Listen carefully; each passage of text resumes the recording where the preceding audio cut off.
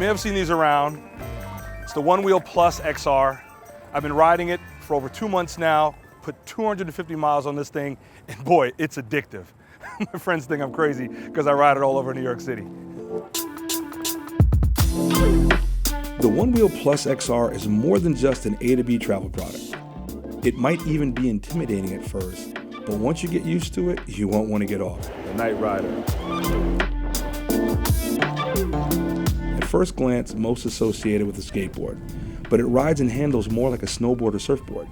It may look like something that requires a lot of time to learn, but it's easy to pick up, although hard to master. Once you do, that's when the addiction kicks in. You got it already. The One Wheel Plus XR can pretty much go anywhere. It's fitted with a Vega go-kart tire that has no problem taking on grass, gravel, dirt, and of course pavement. With more torque than its predecessor, the One Wheel Plus, the XR takes hills with no problems and does it quietly with its brushless motor. The board is self-balancing. Riders shift their weight foot to foot to go in a desired direction.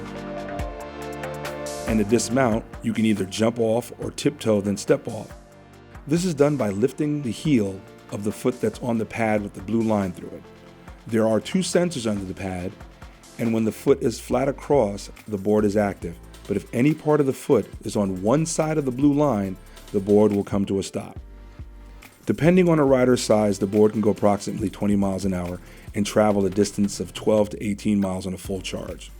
With me being a plus size reviewer, I was able to get about 16 to 17 miles per hour and get about 16 miles distance. The Tojo, and I'll give you the shift off.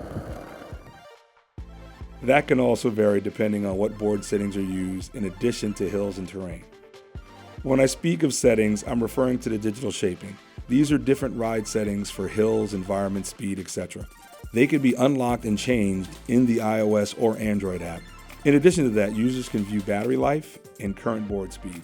There's even a social aspect where you can locate other one-wheelers. I met with one guy, his name was Stevie Wonder with 2 A's. A nice addition worth mentioning is once the battery's at 50%, the app will notify you so you have enough juice to get home. The app can also tell you when the board is fully charged when plugged in for those in a rush to get back outside. It has LED lights on the front and back. Depending on the direction it's traveling, the forward light will be white and the rear one will be red. In the app, there's even a switch to toggle those lights on and off. The only time having the One Wheel Plus XR wasn't enjoyable was when it needed to be carried. There's a handle that makes transporting it easy, but it weighs about 30 pounds. The board is very well constructed and durable. Like I mentioned before, I'm not a small guy, and I rode that thing all over New York City, the town built around potholes. After riding it for a couple months, the most intimidating thing to me is its price, $1,800, but I understand, you get what you pay for.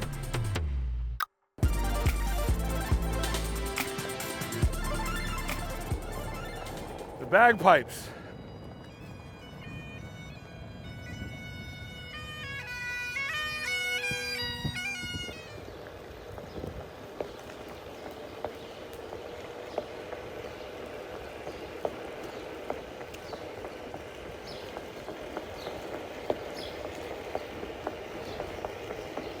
This way, Ruby, come on.